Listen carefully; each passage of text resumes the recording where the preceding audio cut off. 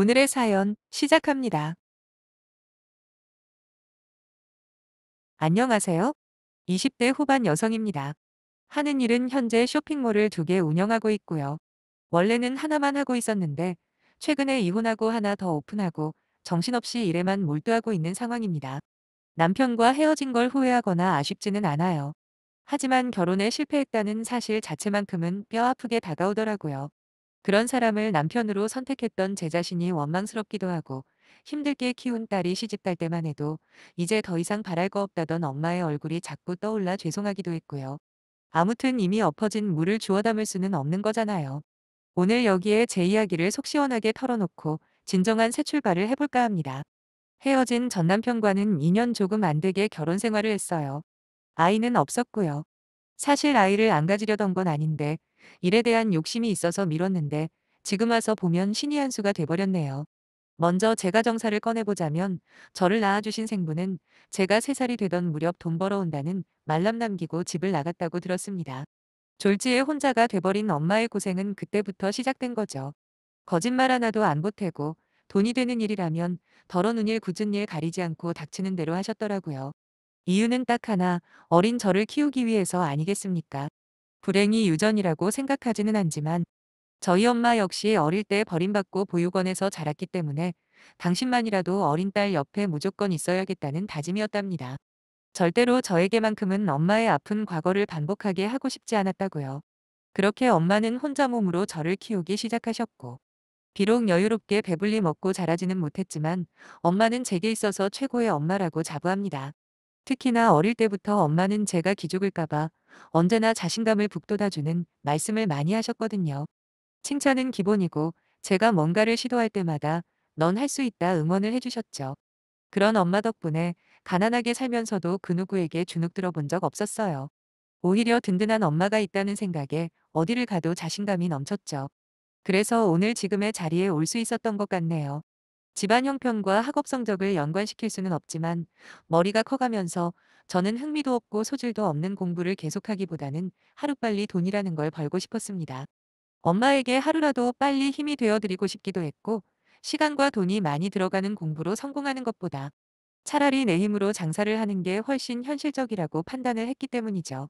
고등학교를 졸업하자마자 저는 사회로 무작정 나갔어요. 엄마는 그런 저를 보면서 당신 능력이 부족해서 그런 건 아닌지 하시며 미안해 하시더라고요. 엄마가 죄책감을 느끼고 미안해 하실수록 저는 성공에 대한 의지를 더욱더 강하게 다졌고 반드시 엄마의 죄책감을 제 손으로 없애드리고 싶은 마음뿐이었습니다. 처음 1년 정도는 별의별 아르바이트를 다 해봤던 것 같아요.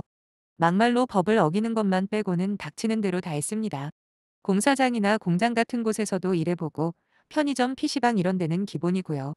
돈만 생각하면 한 곳에서 꾸준히 일을 하는 게 낫다는 건 알고 있었어요. 그러나 고졸 출신이 평생 몸담을 좋은 직장 구하는 게 불가능하다는 것도 알고 있었기 때문에 1년 동안은 제가 잘할 수 있는 분야를 찾는 데 주력했습니다.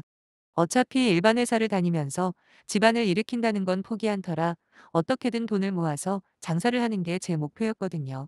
여러 가지 경험들을 하던 와중에 옷가게에서 일을 하면서 마침내 제 적성을 찾게 되었는데 제가 코디해 놓은 대로 손님들이 달라고 하는 경우가 정말 많았어요. 거기다 제 추천으로 옷을 사간 분들의 대부분이 만족하는 걸 넘어 다시 가게로 와서 저한테 추천을 부탁하는 모습을 보고는 옷과 관련된 장사를 하는 게 승산이 있겠다 싶었습니다. 그리고 돌이켜 학창 시절만 생각해봐도 비록 비싼 옷은 없었지만 늘 친구들한테 옷 잘 입는다는 소리를 듣고 살았거든요. 결국 옷을 떼다가 팔아봐야겠다는 결심을 했는데 막상 장사를 시작하려니까 미천이 필요하잖아요. 저는 먼저 1,000만 원을 목표로 일을 시작했습니다. 낮에는 카페에서 일하고 밤에는 동네 고깃집에서 설거지를 하면서 열심히도 모았네요. 물론 용돈벌이 개념으로 아르바이트를 하는 친구들과는 달리 저는 생활비도 보태야 했기 때문에 그렇게까지 빨리 돈이 모이지는 않더라고요. 하지만 제게는 목표하는 바가 있었기에 힘들다거나 지친다는 생각은 하지 않았어요. 엄마도 처음에 걱정만 하시던 것과는 달리 이왕 마음먹은 거 최선을 다해보라고 응원을 해주셨고요. 그렇게 2년 가까이 일을 해서 모은 돈으로 1,000만 원을 채웠고 저는 곧바로 온라인 쇼핑몰을 시작하게 되었습니다. 오프라인 매장을 차리기에는 턱없이 부족한 돈이었기 때문이죠. 아이템당 일단 5장에서 10장 정도만 떼다가 팔다 보니 이윤이 많이 남지가 않더군요. 게다가 인물이 아닌 척해도 초짜인 게 티가 났는지 도매시장에 가면 무시도 많이 당했고 나중에 알고 보니 바가지도 제법 쓰고 그랬습니다. 그렇게 딱 6개월이 지나고 보니 돈을 벌기는커녕 간신히 적자만 면하는 수준이더라고요. 그 후로 몇 개월을 열심히 한다고 했지만 결국 1년을 못 버티고 망하고 말았어요. 그래도 저는 포기하지 않고 인생은 칠전팔기라는 말을 믿고 다시 도전을 했습니다. 이번에는 방법을 바꿔서 도매시장에서 아르바이트를 시작하며 제게 부족한 부분을 채워나가기 시작했죠. 상인분들과 얼굴도 제대로 트고 몸살이지 않고 성실하게 일을 하다 보니 서서히 저를 예쁘게 봐주는 분들도 생기더라고요. 그렇게 쌓은 인맥과 신뢰로 저는 다시 쇼핑몰을 차렸어요. 확실히 노하우와 인맥이 있다 보니까 첫 번째와는 엄청나게 차이가 났습니다. 그렇게 조금씩 이윤이 나기 시작하면서 저는 조금씩 자리를 잡게 되기 시작했죠. 그때 제 나이 27, 많지도 적지도 않은 나이에 좀 부족하긴 하지만 어엿한 사장님이 된 겁니다. 그리고 그때 헤어진 전 남편을 만나게 되었는데 남편은 당시 도매시장 근처에서 식당을 하고 있었어요. 상인들과 거기 오는 손님들을 대상으로 하는 식당이었는데 음식 맛이 좋아서 평이 꽤 좋았던 걸로 기억합니다. 아무래도 제가 저녁부터 새벽에 주로 일을 하다 보니까 식사 시간이 굉장히 들쑥날쑥했거든요. 거기다 1분 1초도 아까워 주로 밥을 사 먹곤 했는데 한 번 두 번 남편이 있는 식당에 들르면서 남편과 가까워졌죠. 저희 둘은 나이대도 비슷했기 때문에 금세 편한 사이가 되었고 얼마 후 정식으로 만나고 싶다는 남편의 고백을 받아들여 사귀게 되었어요. 사실 그 당시 20대 절반 이상을 오로지 돈을 벌겠다는 목적으로 살아오다 보니 변변한 연애 한 번 못 해봤고 또 한편으로는 지쳐있기도 했거든요. 남편과 사귀면서 처음으로 평범한 20대의 생활을 누리게 되니까 이게 진짜 사는 거구나 하는 깨달음도 얻으면서 참 행복했습니다. 그리고 1년의 교제 기간을 거쳐 저희는 결혼을 하게 되었는데 그때 가장 기뻐하신 분이 바로 저희 엄마였어요. 그동안 따로 내색을 안 하셔서 몰랐는데 제가 혼자였던 게 은근히 걱정되고 신경이 쓰이셨나 봐요. 그런데 이제 결혼 상대가 생겼다고 말씀을 드리자 엄마는 드디어 당신이 해야 할 도리를 다한 것 같다면서 눈물까지 보이시더라고요. 당시 제 사업도 제법 탄탄하게 자리를 잡아가고 있었고 엄마에게 비로소 자랑스러운 딸이 된 것 같아 저 역시도 참 행복했습니다. 앞으로 더 잘 사는 모습을 보여드리겠다 그렇게 다짐을 했는데 그래서 이건 아니다 싶은 순간들도 참아온 건데 결말이 이혼이라니. 글을 쓰면서도 착잡하긴 하네요. 한편 결혼 이야기가 나오면서 자연스레 남편의 상황을 파악하게 되었는데 남편에게는 연세 많으신 시부모님과 그리고 남편보다 2살 어린 신우가 있었습니다. 시부모님 두 분 다 따로 하시는 일은 없지만 그래도 남편 식당이 위치한 건물을 소유하고 계셨어요. 뭐 엄청나게 큰 건물은 아니고 3층짜리 꼬마 건물에 3층은 시가족들이 살고 있고 나머지는 상가에 세를 주고 있었죠. 한 달에 100만 원 정도 되는 세와 나라에서 나오는 연금으로 생활을 하고 계신다고 했습니다. 신우 같은 경우에는 대학 졸업하고 몇 달 회사를 다니다가 그 당시에는 집에서 놀면서 시부모님에게 용돈 받아 쓰고 있는 상황이었고요. 특별히 재산이 엄청나게 많은 건 아니었지만 그래도 요즘 시기에 건물 하나 있는 거면 노후 준비는 문제없는 거라고 남편이 말하더라고요. 그러니까 결혼해도 시가 쪽에 따로 경제적으로 도움 주지 않아도 된다고 호언장담을 하길래 저 또한 우리 친정엄마 역시 먹고 사는데 지장 없다며 혹시라도 도와드릴 일이 있더라도 내가 알아서 할 거라고 이야기를 했죠. 물론 부부 사이에 어떻게 네 부모 내 부모 칼로 무자르듯 구분할 수 있겠습니까? 상황에 따라 서로서로 도와주며 사는 거지라고 생각을 하긴 했습니다. 하지만 얼마 후 그건 저만의 착각이었더군요. 저희는 경제권 문제는 독립적으로 하기로 했는데 요즘 부부들처럼 생활비는 공동으로 각출해서 쓰고 나머지는 알아서 모으면서 말이에요. 사실 이 부분도 남편이 먼저 제안을 한 겁니다. 그때는 별 생각 없이 넘어갔는데 지금 생각해보니까 상대적으로 못 사는 우리 엄마를 경계했던 게 분명하네요. 하지만 결혼을 하자마자 저는 큰 공경을 겪어야 했습니다. 당시 한 달 넘게 판매된 청바지가 물빠짐이 너무 심하다며 고객들로부터 항의 전화가 쏟아진 거죠. 분명히 샘플을 받았을 때는 아무렇지 않았는데 이해할 수가 없더라고요. 3시간을 넘게 운전해서 공장에 가보니 제조 공정 중에 빠진 부분이 하나 있다는 걸 알아내고는 그때부터 비상대책을 세우기 시작했죠. 공장 쪽에서는 자기들의 실수라는 걸 인정하면서도 어쩌지를 못하고 있었고 손님들은 이미 환불해달라고 난리도 아니었습니다. 누군가는 책임을 져야 했어요. 결국 제가 손해를 다 끌어안고 가기로 결정을 했습니다. 전 제품 환불에 피해 보상까지 모두 해주다 보니 손실 금액이 상상 이상으로 나오더군요. 당장 쇼핑몰이 망해도 이상하게 없는 상황이었어요. 할 수 없이 남편에게 부탁을 해봤어요. 그때 당시 당장 급한 돈이 3천만 원 정도였는데 그것만 있으면 어느 정도 숨은 돌릴 수 있었거든요. 하지만 남편은 정말이지 냉정하게 거절을 했습니다. 이미 서로 돈 가지고 부담 주지 않기로 하지 않았냐면서 아무리 부부 사이여도 돈 문제로 얽히고 싶지 않답니다.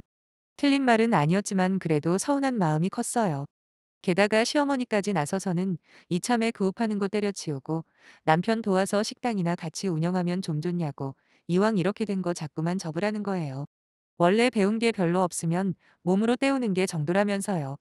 비록 공장의 실수로 큰일이 난 건 맞지만 여태까지 제가 혼자 안간힘을 다해서 이룩한 제 사업을 얕잡아 보는데 더더욱 오기가 생기더군요.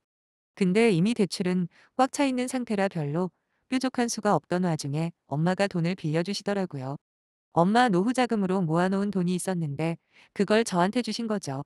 그러면서 절대로 포기하지 말라고 너는 반드시 다시 일어날 수 있다고 격려까지 해주시는데 진짜 감사하다는 말밖에 할 말이 없었네요. 그렇게 환불 사태를 겨우 수습하고 바닥부터 다시 시작하자 마음을 먹었죠. 남편에게도 우리 엄마가 돈을 빌려주셨다고 이 돈은 꼭 갚을 거니까 나중에라도 뭐라 하지 말라고 했더니 시어머니랑 똑같은 소리를 하더군요. 괜한 돈 들여서 일 크게 만들지 말고 그냥 자기랑 같이 식당 일을 하는 게 어떠냐고요. 어림도 없는 소리 하지 말라고 하고 전 다시 사업에 달려들었죠. 그런데 그때 말도 안 되는 일이 벌어지기 시작한 겁니다. 환불을 받은 손님들 사이에서 제 쇼핑몰이 믿을 만한 곳이라고 인식이 되기 시작하면서 여기저기 파렴치한 대형 쇼핑몰들이랑 비교를 하는 거예요. 제품도 중요하지만 고객과의 신뢰관계가 얼마나 중요한지 그때 또 한 번 깨달았습니다. 아무튼 실수를 깔끔하게 인정하고 빠르게 환불 조치를 해준 제 쇼핑몰의 소문이 점점 퍼지면서 각종 온라인 매체의 이름이 알려지더라고요. 심지어 몇몇 유튜버들까지 제 쇼핑몰 환불 사태를 언급해주다 보니 급속도로 쇼핑몰 매출이 늘어나기 시작하는데 진짜 장난 아니었습니다. 정확하게 한 달 만에 번 돈이 환불 사태가 나기 전 1년 매출보다 더 많았다면 믿으시겠어요? 역시 최고의 광고는 입소문이라는 게 맞는 말인가 보더군요. 아무튼 그렇게 대박을 치는 와중에도 남편은 한 번도 제 쇼핑몰이 잘 되는지 망했는지 물어보지도 않았습니다. 분명히 아는 척을 하는 순간 제가 돈 이야기를 꺼낼까 봐 무서워서 그랬을 거예요. 저도 저 나름대로 굳이 말하지도 않았어요. 물론 결혼 전에 경제적으로 독립적으로 살자는 약속을 하긴 했지만 제가 정말 급할 때 남편이 보여준 냉정함은 전혀 예상을 못했거든요. 어찌 보면 그때 이미 남편에 대한 감정이 어느 정도 식은 것 같긴 하네요. 아무튼 3개월 만에 친정엄마에게 빌린 돈을 갚고도 남을 만큼 수익을 남긴 저는 가장 먼저 친정엄마 돈부터 갚아드리기로 마음먹었습니다. 그리고 감사의 의미로 250만 원짜리 안마의자 하나 선물해 드렸네요. 제가 가장 힘들 때 역시나 옆에 있어준 건 엄마뿐이라며 안 그래도 요즘 허리며 어깨며 쓰신다는데 꼬박꼬박 쓰시라고 말씀드리며 드렸더니 엄마는 너무 고맙다고 하셨어요. 그러면서 딸 키운 보람이 있다고 좋아하시는데 얼마나 기쁘던지요. 과연 내가 결혼을 잘하긴 한 걸까라는 의구심까지 들고 있던 차에 그 소식을 알게 된 시가에서 난리가 났습니다. 아무리 제가 번 돈이라고 해도 가정이라는 울타리는 남편 아니냐며 이젠 출가 외인인 여자가 어떻게 친정엄마를 먼저 챙길 수 있냐고요. 그 당시 시부모님이 가지고 있는 건물에 노후된 곳이 너무 많아 수리를 해야 하는 상황인데 장모님한테 빌린 돈은 그렇게까지 급한 돈도 아니지 않냐. 그러면 자기 쪽에 먼저 여유자금을 쓰는 게 맞는 거라는 헛소리까지 하더군요. 진짜 가만히 듣고 있는데 정말 어이가 없어서 도저히 가만히 있을 수가 없었어요. 아니 내가 내 손으로 번 돈으로 엄마 챙긴 게 뭐가 그렇게 잘못됐냐고 따져 물었습니다. 거기다 내 쇼핑몰이 망하기 직전에 누가 날 도와줬냐고 바로 우리 엄마뿐이라고도 말해줬어요. 빌린 돈 갚는 건 서로 남남지간에도 지극히 당연한 건데 그 대상이 우리 엄마라서 문제가 되는 거면 진짜 당신들은 입으로 똥을 싸는 거다 하며 화를 내버렸습니다. 남편은 오히려 적반하장으로 콩 한 쪽도 나눠 먹는 거라고 당장 급한 사람 도와주는 게 상식적인 거 아니냐입니다. 그 말을 듣고 있는데 이 사람들이 나를 호구로 보고 있다는 느낌이 들면서 내가 가족이라고 생각했던 인간들이 정작 나는 자기들 일원으로 생각하지 않고 있었구나 싶대요. 세상에 내로남불이라는 말을 들어본 적은 있어도 막상 직접 눈앞에서 보고 있자니 분노가 걷잡을 수 없이 일어나더라고요. 시가 식구들 모두가 보는 앞에서 그냥 헤어지자 했습니다. 내가 당신 부모 건물 수리해 주려고 그렇게 악으로 깡으로 버티면서 사업 지킨 줄 아냐고요. 그리고 가는 게 있어야 오는 게 있는 게 기본 상식인데 도대체 결혼하고 나한테 해준 게 뭐 있다고. 아무 죄 없는 나를 친정에다 돈 빼돌리는 여자 취급하냐 막 퍼부었네요. 그제서야 남편이 아차 싶었는지 자기가 생각이 짧았다고 사과를 하는데 사과 몇 마디에 마음 바꿀 거면 시부모님 있는 데서 이 난리를 피웠겠습니까? 덤으로 나중에 두고두고 후회하라고 최근에 내가 한 달 수입이 얼마나 되는지까지 말해줬어요. 돈 때문인지는 몰라도 다시 한 번만 기회를 달라고 하는 남편에게 제가 줄 수 있는 건 이혼 서류뿐이었죠. 결국 저희 부부의 인연은 끝이 나게 되었고 현재는 엄마와 함께 살면서 사업에만 몰두하고 있습니다. 요즘도 가끔씩 잊을만 하면 전화가 오긴 하지만 철저하게 무시하고 있는 중이에요. 알고 지내는 도매 사장님 말씀으로는 그 후로 남편 식당은 망하기 일보 직전이라고 하더라고요. 중국 상인들이랑 관광객 발길이 뚝 끊긴 게 한몫했다는데 자업자득 아니겠습니까? 저랑 이혼만 하지 않았다면 어떻게든 제 도움을 받을 수 있었을 텐데 어쩌겠어요. 자기들 폭 스스로 걷어찬 걸 말이에요. 사실 다시 결혼할 생각은 거의 없습니다. 물론 사람 일이라는 게 한 치 앞도 모르는 거니 장담할 수는 없지만 지금 당장은 새로 시작한 사업에 매진하고 싶은 마음뿐이네요. 긴 사연 읽어주신 모든 분들께 행운과 행복만이 가득하길 빌어봅니다. 감사합니다.